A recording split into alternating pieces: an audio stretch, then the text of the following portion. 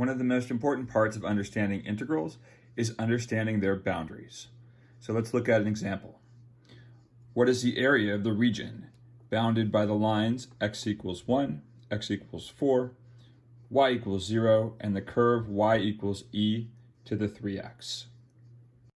So here we've got a rough sketch of what we're looking at.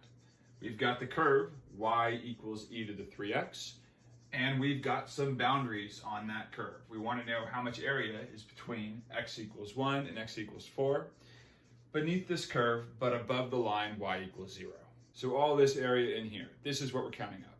So let's go step by step and connect this picture to the integral. We're counting area underneath the curve, so we're doing integration.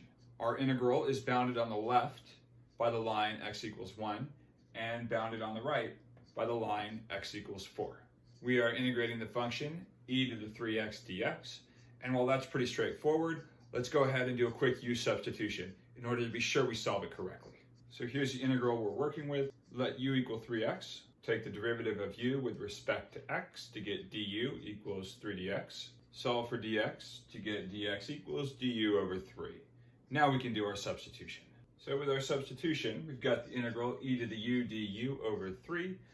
Next thing we've got to do is convert our boundary values. Our boundaries are in terms of x. We need them in terms of u, so we'll use substitution real quick. On the left, we get a boundary of 3, and on the right, we get a boundary of 12. With our boundaries in place, we can go ahead and resolve the integral.